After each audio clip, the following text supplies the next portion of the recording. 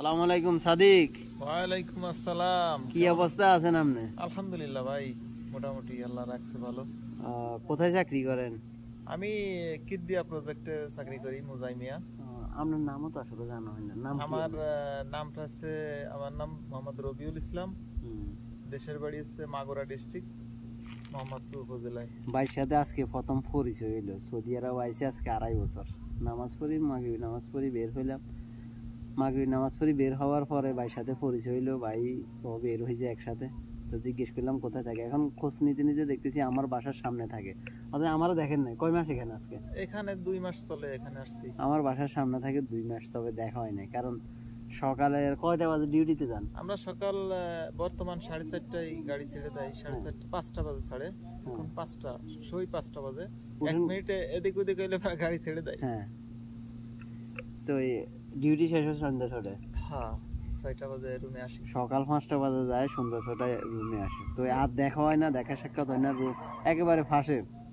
তারপরে দেখা হয় না। আসলে ওই গোসল টোসল করতে করতে সময় চলে যায়, রান্না বান্না করা লাগে। এদিক রান্না বান্না করে ফ্যামিলিরে সময় দিতে পারি না। হয়তো 2-4 মিনিট, বা এখানে তো 6টা বাজলে বাংলাদেশে রাত 9টা বাজে। সময়ের অনেক ব্যবধান, প্রায় 3 ঘন্টার ব্যবধান। সেখানে যদি আমি 9টার সময় কথা বলতে যাই, তখন বাংলাদেশে রাত 12টা বাজে। আসলে খুবই সমস্যা হয়ে যায়, ঘুম হয় না। হয়তো ওয়াইফ ঘুমন্ত অবস্থায় থাকে, তখন আমরা হয়তো ঘুমাতে যাই।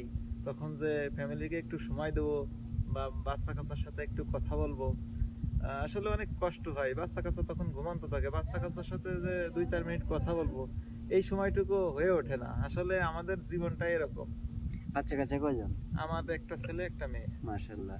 তো বিদেশে আছেন যে আজকে কত বছর? আমি 2.5 বছর চলে।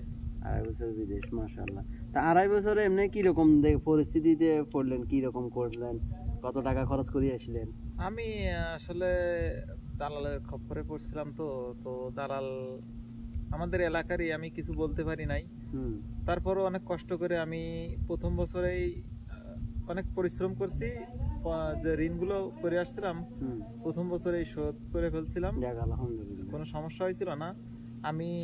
আমি যেখানে কাজে গেছিলাম, অনেক কষ্টের কাজ, তারপরও আমার মনে বা আমার ভিতরে একটা জিদ ছিল যে আমি আসছি কষ্ট করে, যে করে হোক আমার ঋণটা আমি পরিশোধ করবো ইনশাল্লাহ। মানে আল্লাহর উপর সবর করে কাজে যোগদান করছিলাম। তো আল্লাহর ইচ্ছায় আমি ঋণগুলো ওখানে কাজ করেছিলাম 11 মাস। 11 মাসের ভিতর কাজ করে আমি পুরো ঋণটা পরিশোধ করতে সক্ষম হয়েছি আল্লাহর ইচ্ছায়। আর ফ্যামিলির যে টুকটাক যে ঋণগুলো করে আসছিলাম, ওগুলো পরিশোধ করে 2টা আকামা বানাইছি আর কি। আকামা বানাতে কত যায়? আমাদের তো আমি প্রথম আকামা বানাইছিলাম হচ্ছে 8,500 রিয়াল দিয়ে। ওরে বাপরে, তাহলে তো বাংলা 3 লাখ টাকা বছরে। বছরে এত টাকা কবিলকে দেয়া লাগে? হ্যাঁ, শুধু আকামার জন্য। পরে বাংলা 3 লাখ টাকা। পরে আবার আকামা বানাইছি 7,500 রিয়াল দিয়ে। আমাকে বলছিল 1,000 রিয়াল কম লাগবে। এখন দালালে কত খাইছে না খাইছে এটা আমি জানি না। তো পরের বছর 1,000 রিয়াল কম নেছে। তো কম নেওয়ার পরেও আমি যে আকামাটা লাস্টে বানিয়েছি, এই আকামার টাকা এখনো পর্যন্ত 1 টাকা উঠাতে পারিনি। অনেক কষ্টের ভিতর আছি, যেখানে আমার পরিবার নিয়ে আমি খুবই, মানে বর্তমান শারীরিক সুস্থ থাকলে মানসিক ভাবে অসুস্থ। পরিস্থিতি খুবই খারাপ। কয় জায়গায় কাজ করছেন, এখনো টাকা পান নাই? আমি 3 জায়গায় কাজ করছি, এখনো কোনো টাকা পাইনি। 3 জায়গায় কাজ করছি, অথচ তার আমার টাকাই নেই। ফ্যামিলিকে তো টাকাই দিতে পারতেছেন না। তাহলে ফ্যামিলিকে কি বলবো ভাই, এখানে যে খানার জন্য 100 রিয়াল করে দেয়, এখান থেকে আমি মনে করেন যে টাকা 50 রিয়াল বা 60 রিয়াল খরচ করে বাকি টাকা বাড়িতে পাঠাই প্রতি সপ্তাহে। এইভাবে আর কি দিই। এই 50 রিয়ালে মাত্র 1500 টাকা হয়। খানার জন্য সপ্তাহান্তর 100 রিয়াল দেয়। তো সে খাইবো কি, সে চলবো কি? যেহেতু পরিশ্রম করে একটা মানুষ 12 ঘন্টা ডিউটি করার পরে তার প্রচুর খাওয়ার দরকার। তার ফ্যাটে খাদ্য থাকলে শরীর সুস্থ থাকবে, মন শান্তি থাকবে, সব কিছু থাকবে। আমরা অনেক প্রবাসী আছি যে নিজে ঠিক মতো খাই না, ফ্যামিলির কথা চিন্তা করি। কিন্তু কি করবো, ফ্যামিলি তো চলতে হবে। ফ্যামিলি তো সে ছাড়া আর ফ্যামিলি চালানোর কেউ নাই। কেন? না না না, আমার ফ্যামিলিতে অন্য দ্বিতীয় কোনো লোক নাই। আমি ইনকাম করি এবং আমার ফ্যামিলির চলে সম্পূর্ণ আমার উপর নির্ভর করে।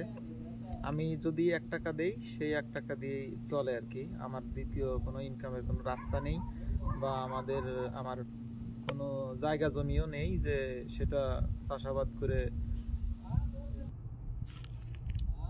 জায়গা জমিও নাই, তো আপনাদের পরিস্থিতি তো তাহলে অনেকটা ভয়াবহ অবস্থা। অনেকটা, শুধু আমার বাড়িটাই আছে, তাছাড়া আমার কোনো মাঠের কোনো জমি ক্ষেত নেই। বিদেশ আসতে কি ক্ষেত সেল করি আইছেন? না, আমি ছোটখাটো একটা গাড়ি ছিল আমার, আমি যেটা যে দেশে অটো বলে, আমার একটা অটো ছিল, আমি ওইটা চালাইতাম দেশে।